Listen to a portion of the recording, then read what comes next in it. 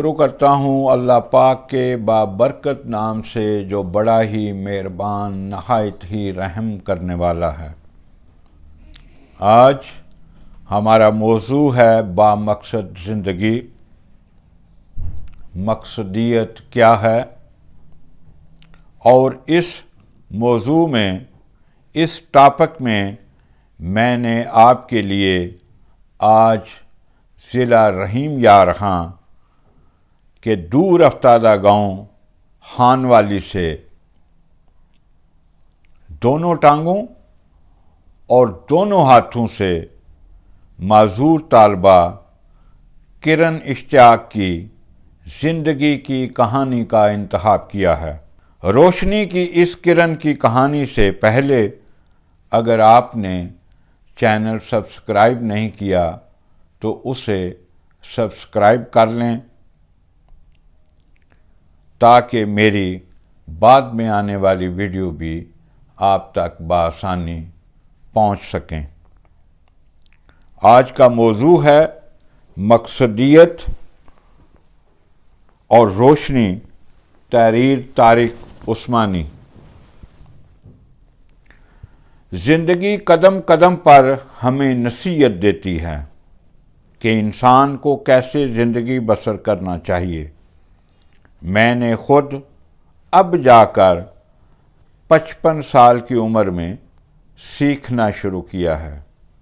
بھٹکے ہوئے آدمی کی مانند گزرے سفر پر افسوس تو ضرور ہے، لیکن میں قطعاً مایوس نہیں ہوں۔ انسان کہیں سے بھی اپنی زندگی کا نیا سفر شروع کر سکتا ہے۔ جو میں خود سیکھ رہا ہوں آپ سے اس لیے شیئر کرتا ہوں کہ آدمی ابتدا میں ہی اپنی زندگی کو بامقصد بنا لے تاکہ وہ ادھر ادھر نہ بھٹکے۔ ہمارے ارد گرد ہم ہی انسانوں کی زندہ کہانیاں بامقصد زندگی گزارنے کی ہمیں ہدایت کرتی ہیں۔ یہ سبق ہمیں سیکھنے کے مواقع فراہم کرتے ہیں۔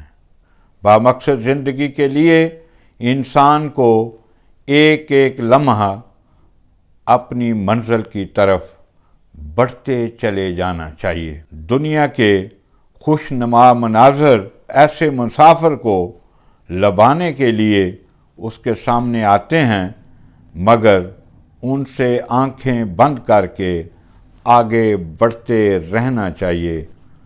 دوسری چیزوں کے تقاضے اس کا راستہ روکتے ہیں، مگر وہ ہر ایک سے دامن بچاتا ہوا آگے بڑھتا چلا جائے۔ زندگی کے نشیب و فراز اس سے ٹکراتے ہیں، مگر اس کے باوجود اس کے عزم اور اس کی رفتار میں کوئی فرق نہیں آنا چاہیے۔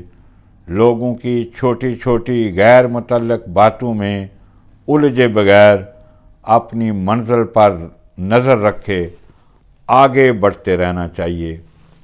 یکسوئی کے ساتھ اپنے بامقصد نشانہ پر چلتے رہنا چاہیے یہاں تک کہ آپ منزل پر پہنچ جائیں۔ صحیح سمت میں مقصد کی کامیابی کے لیے انسان کی کسی جسمانی کمزوری کو بھی اس راہ میں آنے والی ہر رکاوٹ کو عبور کرتے آگے بڑھتے رہنا چاہیے۔ لاہور سے BBC اردو کی رپورٹر عمر دریاز نگیانہ نے صوبہ پنجاب کے آخری ضلع رحیم یارخاں کے ایک چھوٹے سے گاؤں خانوالی سے دونوں ہاتھوں اور دونوں ٹانگوں سے محروم طالبہ کرن اشتیاق کی زندگی کی کہانی شائع کی ہے، جس میں بتایا گیا ہے کہ جب وہ پیدا ہوئی تو یقین نہیں تھا کہ وہ زیادہ عرصہ زندہ رہ پائے گی۔ اس کے والد اشتیاق احمد نے اس کا نام کرن رکھا، اور کرن کا مطلب ہے روشنی کی کرن۔ وہ صرف 6 ماہ کی تھی کہ اس کی والدہ اسے چھوڑ کر چلی گئی۔ ماں نے بعد میں دوسری شادی کر لی۔ بن ماں کے دونوں ہاتھوں اور دونوں ٹانگوں سے محروم بچی کو پالنا آسان کام نہیں تھا۔ کرن کی دونوں پھوپھیوں کو اپنی تعلیم ترک کرنا پڑی تاکہ وہ اس کی صحیح طرح پرورش کر سکیں، اسے سنبھال سکیں۔ کرن کے والد، پھوپھیوں اور دیگر گھر والوں نے اتنا پیار دیا کہ اسے کبھی والدہ کی کمی محسوس نہ ہوئی۔ اس رپورٹ میں بتایا گیا کہ شروع کے دنوں میں آس پڑوس اور دور قریب کے رشتہ دار صرف یہ دیکھنے آتے تھے کہ دونوں ٹانگوں اور بازوں کے بغیر یہ بچی کیسے پیدا ہوئی اور اب کیسی ہے۔ اس کے بعد اس کے والد اور گھر والوں سے سوال کرتے تھے کہ یہ بچی کیسے جی پائے گی۔ کرن کے بازو صرف کونیوں تک ہیں اور اس کی لکھائی دیکھنے والا کوئی نہیں کہہ سکتا کہ یہ منہ میں قلم دبا کر لکھتی ہے۔ وہ لکھنے کے لیے گردن کا سہارا لیتی ہے۔ اس کے پاس بھی امتحانی پرچہ حل کرنے کے لیے اتنا ہی وقت ہوتا ہے جتنا کہ دوسرے ساتھی طالب علموں کو دیا جاتا ہے، اور وہ مقررہ وقت میں اپنا کام مکمل کرتی ہے۔ وہ میٹرک میں فرسٹ ڈویژن میں پاس ہوئی ہے۔ وہ ڈاکٹر نہیں بن سکی، لیکن اب وہ سول سروس کا امتحان دینا چاہتی ہے۔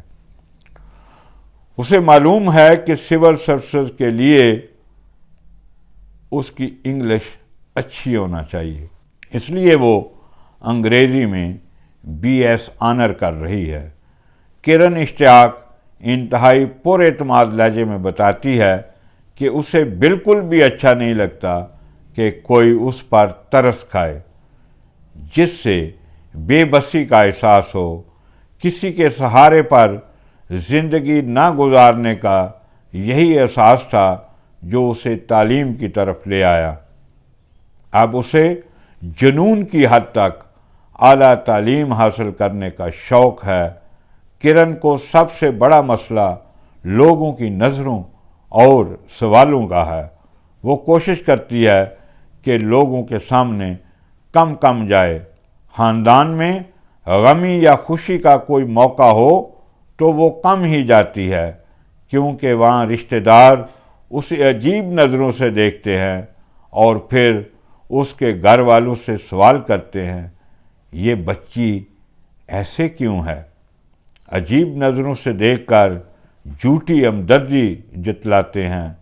پچھلی حکومت کی طرف سے کرن کو مصنوعی اعضاء لگوائے گئے تھے، لیکن زیادہ وزنی ہونے کی وجہ سے انہیں وہ استعمال نہ کر سکی۔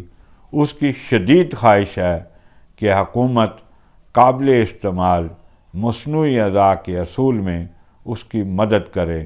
وہ کہتی ہے کہ اگر مجھے اچھی قسم کے مصنوعی بازو اور ٹانگیں بھی مل جائیں تو مجھے زندگی میں کسی سہارے کی ضرورت نہ رہے گی۔ وہ اپنے لیے مصنوعی اعضاء کے لیے حکومت کی منتظر ہے۔ گزشتہ برس کرن کے والد کی وفات ہو گئی ہے۔ وہ حد درجہ پیار کرنے والی باپ کی شفقت سے محروم ہو گئی ہے، جس پر وہ سخت دکھی اور رنجیدہ ہے۔ کرن اشتیاق کی زندگی ہمیں سبق دیتی ہے کہ انسان کو اپنی جسمانی کمزوریوں کو طاقت اور بلند حوصلگی میں بدلنا چاہیے۔ عمل کا تعلق حقیقتاً جذبے سے ہے، نہ کہ صحت اور جسمانی کمزوری سے۔ زندگی چاہے دنیاوی ہو یا آخرت کی، انسان کو چاہیے کہ اسے بامقصد بنانے کے لیے اس کے سامنے ایک سوچا ہوا نشانہ ہو، جس کی صداقت پر اس کا ذہن مطمئن ہو، جس کے سلسلے میں اس کا اپنا ضمیر پوری طرح اس کا ساتھ دے رہا ہو، جو اس کی رگو پے میں خون کی طرح اترا ہوا ہو۔ یہی مقصدی نشانہ کسی انسان کو جانور سے الگ کرتا ہے۔ اگر یہ نہ ہو تو انسان اور جانور میں کوئی فرق نہیں، اور جس آدمی کے اندر مقصدیت آ جائے، چاہے وہ جسمانی طور پر کتنا ہی کمزور اور لاغر کیوں نہ ہو، اس کی زندگی لازماً ایک اور زندگی بن جائے گی۔ پھر وہ چھوٹی چھوٹی دنیاوی باتوں سے نہیں الجھے گا۔ اس کی زندگی کے سامنے ایک واضح ٹارگٹ ہوگا، وہ اپنی منزل کی طرف کھنچا چلا جائے گا، کوئی اس کے راستے کی دیوار نہیں بن سکے گا۔ مقصدیت سے انسان خدا کو پا لیتا ہے، پھر اس کا ہر عمل اس کا عمل ہو جاتا ہے۔ مقصدیت وہ کرن ہے جہاں روشنی ہی روشنی ہے۔ ولاگ دیکھنے کا بہت بہت شکریہ۔ اللہ تعالیٰ میرا اور آپ کا حامی و ناصر ہو۔